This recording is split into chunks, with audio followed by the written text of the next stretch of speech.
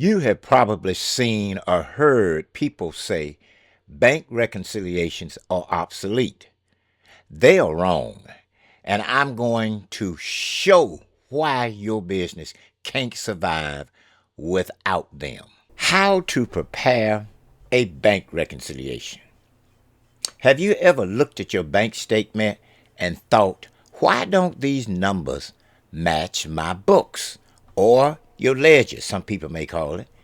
That's exactly why every business, no matter the size, needs to prepare a bank reconciliation. In some cases, not every month, but every day. I have clients I prepare bank reconciliations for every day. It depends on the transactions.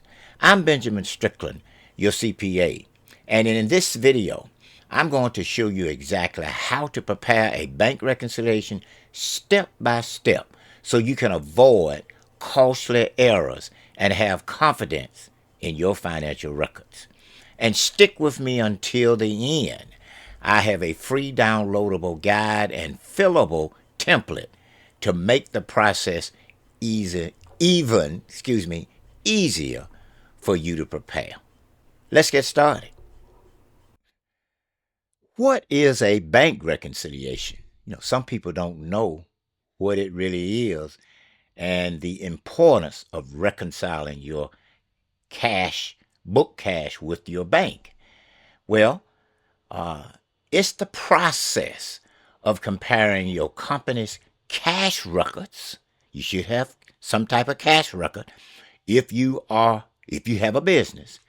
Your check register or ledger, because these days you should be using some type of electronic accounting system. So that check register would be in the ledger to the bank statement issued for the same period. So if we are talking about, let's say, August 10th, August 11th, you have to have the bank statement for that same day as well as your records for that same day in your ledger. The goal is simply this: confirm that your records match the bank's records and explain any differences. Yeah, you can have some differences. You can have differences on your part, on your ledger, and you can have differences in the bank. Differences can happen for many reasons: outstanding checks, deposits in transit, bank fees, or even recording errors. Either an error on the bank side and an error on the ledger side. Okay, moving ahead. Why is this important? First, it helps prevent fraud. Catching unauthorized withdrawals or forged checks only. I've seen instances where family members have taken money out of the business account and the business owner didn't know it. It could have been a mother or father who owns the business, and they didn't know it until I started reconciling their account on a daily basis, and that's when it was caught. Second, it detects errors like double payments or missing deposits. I've seen payments made twice, and because no bank reconciliation was done, it was never caught. And then when I started doing the bank reconciliation for them, I went back, going back to past periods, past months. It was discovered that there were some amounts paid twice. And third, it keeps your cash position accurate. Okay, accurate. So you know exactly what's available to run your business. You don't want to be in a situation where you are writing checks and there's no cash there and you get these overdrawn charges. And there are some banks, they have a limit on so many overdrawn charges, insufficient funds, and they will cancel your checking account and won't do business with you anymore. You have to go and find another bank to transact your business activities. Now let's go through these 7 steps for you to prepare your bank statement or bank reconciliation, excuse me. And then what I'm going to do is go through a hypothetical, simple hypothetical bank reconciliation so you can see how it's done. The first step is to gather your bank statement and cash ledger, plus deposit slips, check stubs if that's what you're using, and receipts. In many instances, you will be using probably on some type of electronic accounting system. So all of that would be in there. And your bank statements probably you might have pulled it down from online. But you want to get your bank statement, your cash ledger, your deposit slips, check stubs, and receipts. Then step 2, compare the opening balances. All right, meaning ensure the bank statement's opening balance matches your ledger. A lot of times they won't match, but this is a part of the bank reconciliation. You have to get all of those numbers and all of those transactions in line. In other words, for that particular date, whether it's monthly, weekly, or daily, get all of those transactions in line on the right place, whether it's on your bank side or your ledger side. Step 3, match deposits. Identify deposits in transit. Now, deposit in transit is when you make a deposit today. You record it in your ledger today, but the bank may not record it until tomorrow or the next day, especially over a weekend. So you want to match those deposits, record it in your books, all right, or record it in your ledger, not yet on the bank statement. And this is normal. This is normal. Nothing for you to be alarmed about. This is normal. Time differences. That's what that's called. Step 4, match the checks and withdrawals. Identify outstanding checks issued but not yet cleared. Now, an outstanding check is a check that you issue to a payee from your business, and that payee has not deposited or cashed that check yet. I've seen people hold checks for 2 or 3 months, and as long as that check is outstanding, on your bank side, you have to reduce that outstanding check from your bank balance, because the bank doesn't know that you've issued that check. The bank will not know that check was issued until it's cleared the bank or the bank debits that amount. Step number 5, record bank only transactions. These are transactions that you don't know about until you get that bank statement. For example, service charges, interest earned, or direct deposits. And sometimes you may have transferring from your savings account to your business account or vice versa. You want to make sure you look on that bank statement and find those transactions so you'll know they took place. And those are transactions that would have to adjust your ledger, your books. Then step number 6 is you adjust your ledger for any missing amounts. Excuse me. And when we say adjustments, we talking about you have to record some type of adjustment to account for any amounts that was debited or credited on the bank statement that you have not recorded in the books. For example, service charge. The bank charges you, your business, a service charge of $15. You have to go in your ledger, and what you would do is you would debit service charge and credit what? Cash. You would have to do that. I don't want to get into journal entries because a lot of times people don't like journal entries, but that's what would need to be done is your cash and your ledger would have to be decreased. And then at the same time, you have to say what that is. What would be increased is that expense as a service charge. Okay, let's look at the last step. Excuse me. Step 7. You're ready to prepare the bank or the reconciliation statement. I don't know why I want to keep calling it a bank. Reconciliation statement. Over on your bank side of that reconciliation, you look at your deposits in transit. Those would be added to the bank balance. And then your outstanding checks, those are subtracted from your bank balance. and that would equal your adjusted bank balance. Now you go over to the ledger side, your balance per books.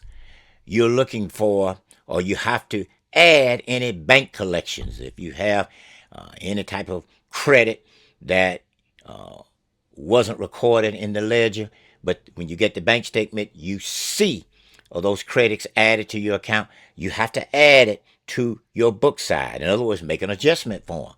Same thing as I just said for bank charges. And that equals your book balance. Now, if the adjusted balances don't match, you have to recheck your work.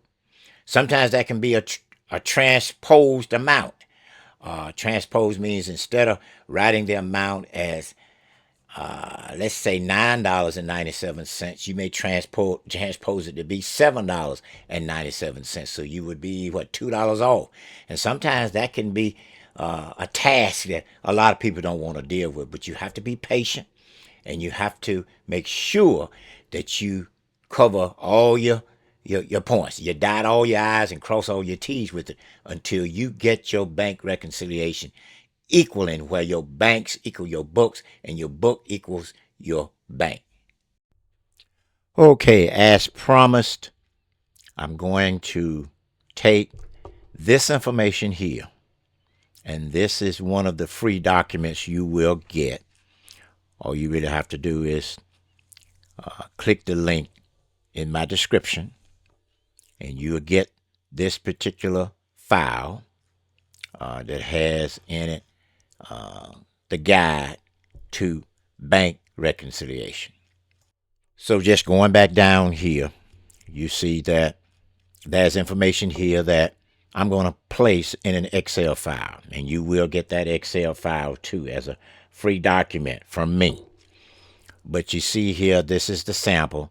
Let's say, for example, we have a balance per bank, $10,000, and you have your deposits, outstanding checks, adjusting bank balance, balance per books.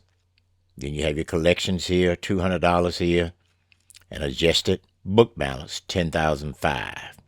So I'm going to show you how we put this, or how you would put this in an Excel worksheet of a template to prepare the bank rec.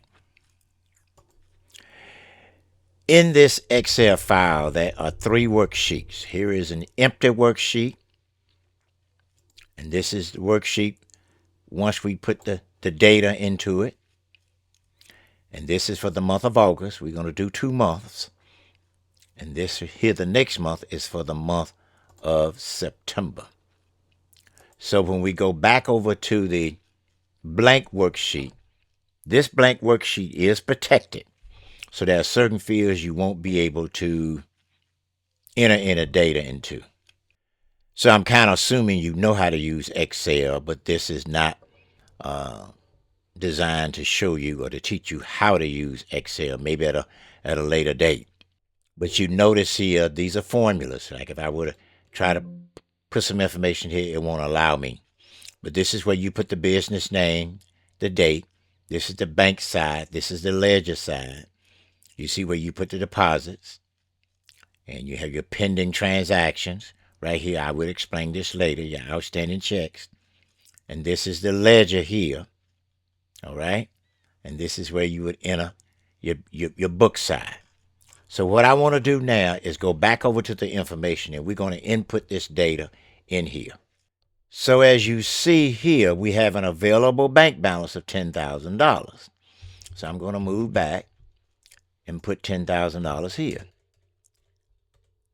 And the first thing I want to do is go ahead and put the business name. I'm going to put Strickland Company. Okay, and you see how the formulas will apply the data that I'm entering. All right, so we go back to the other sheet, and you see we have deposits in transit of $2,000 and outstanding checks of $1,500. So let's go back to the bank rec, or to the Excel sheet. So we have deposits in transit, and when you do a worksheet like this, you kind of put whatever you want to put over here in your labels, what you want to call the money. But I'm going to put right here the $2,000 deposit in transit. Okay, and you see the number changed here. And I'm going to say the first check, and this is say that check was written on August 10th. I'm going to make this check $1,000, and say the second check, I'm going to make this check $500. Now you see on the worksheet is when I enter these two checks, and the total of it is 500. Excuse me here. The total of it is $1,500. You see that down here, and you see up here that total is carried up here less outstanding checks, which is $10,500. And you see we out of balance right here because I need to put the amount here for the ledger. Now, since we don't have all of the information that you would see in the ledger, we have to make an assumption. And I'm going to go ahead and place right here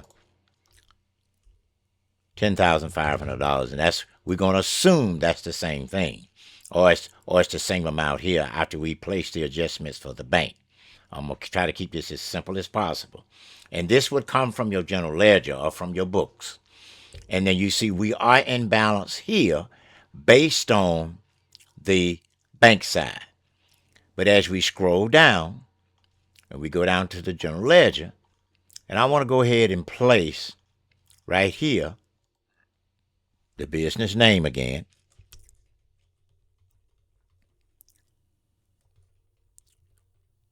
And I could have put a formula here where when I entered the name here, it would have automatically placed the name here, but I'm not going to get into that now. All right? Now, we are going to make another assumption about the books. And this is something that you have to understand as you start to do this. You have to bring over your balance really from July 31st. Let me go ahead and put August here. So on August 1st, 2025, the book balance was $10,200. I'm going to put that here. And the next thing, going back over to our data, and let's do that. You see we have bank collections of $500, and we have bank charges of $200. All right, and I'm going to show you how this will end up or where this should be placed in the Excel sheet. Once again, collections of $500 and bank charges of $200. So down in the ledger of the book side, you see cash receipts here or deposits. And I'm going to place right here and watch what happens. I'm going to put $200 right here. And you notice it automatically changed it here. All right. So you have, I placed numbers here and I placed numbers here. Now, of course, you can set this up however you choose, but I like using formulas because it automatically tells me whether or not I'm in balance. And I don't have to add it to do that. Now, I don't know if you caught this or not, but these are sometimes the errors you make. This cash receipt or deposit wasn't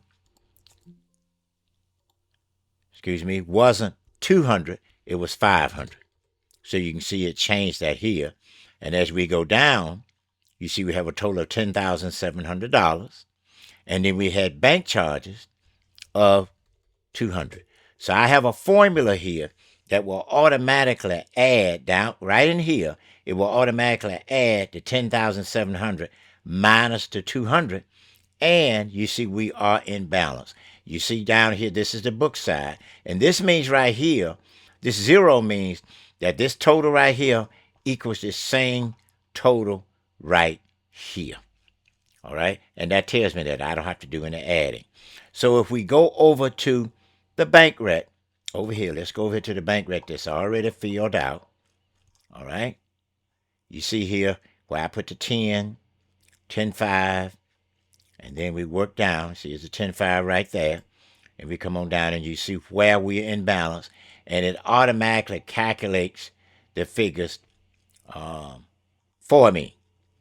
And of course, over here is the ledger where I'm showing you how we got from the 10,002 to the 10,005, which was adding the $500 right here. And then what? Subtracting the $200. Now, since this was for the month of August, and say we've reconciled it, now let's go to September. Now, when we get to September, we have to keep in mind that let me get this all situated here. Keep in mind that the bank had transactions that occurred, or you bring in your balance over first. And I want to look at what the bank experienced on September 3rd. All right, here's the bank right here. And you got $10,000. You said, where did this $10,000 come from? Well, this is what was seen, and I mentioned this earlier, on the bank statement. When you look on that bank statement, you saw $10,000. Now that we get to September, you take the $10,000 plus the $2,000 that was in transit from August, so that's added, and then you have a deposit here in September, on September 1st of $1,200, okay, minus one of the checks that was outstanding in August, this check right here. So that gives you us a balance on the bank statement of $12,200, and that's the $12,200 right here. You see this $10,600 right here. That was the balance that was brought over from August. Here is this balance right here. Wait, I said that wrong again. We go over to the ledger. The ledger ended in August with $10,500 right here. That was brought over from August. And when you get here to the ledger's transactions will be $10,500 on September 1st. You had a deposit on September 1st. This is that same deposit right here. All right, and I also placed that $1,200 right here, minus in September, an $1,100 check was written, and here is that $1,100 check right here. And this is how on the books you would have $10,006, and this is why that $10,006 is here. And you see we are in balance, all right? And yeah, I told you about the $1,000 check cleared the bank from August. And here's this $1,000 check that was written here in August. And then you come down. In September, you wrote another check for $1,100. The $500 check is still outstanding. That's a total of $1,600 of outstanding checks. And you see on the bank side, we are in balance.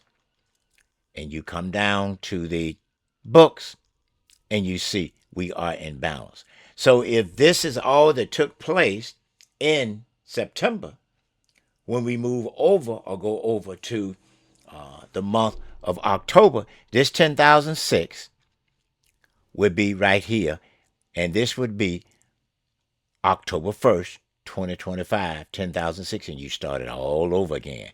You have to get the bank statement and look at the activity on the bank statement, and then at the same time, you have to make sure there aren't any transactions with the bank that you need to record on the books. So I know I might have gone a little too fast, and I made one or two errors, and it probably was good that you saw the errors, because you could make those same kind of errors as well.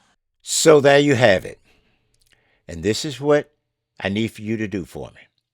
If you would like my free ebook, which is called the Small Business Owner's Guide to Bank Reconciliation, also the Excel file that you just saw me use, you'll be able to get that. All you have to do is just click below, and the link below, and you can get that information or get those two files. And also, don't forget to subscribe to me. I would appreciate it very much, so I can put together other presentations like this. To like me, subscribe, share this with someone else that you know has a business, and also turn on the notifications so you won't miss any more of my tutorials, especially free tutorials. Have a great day. Take care.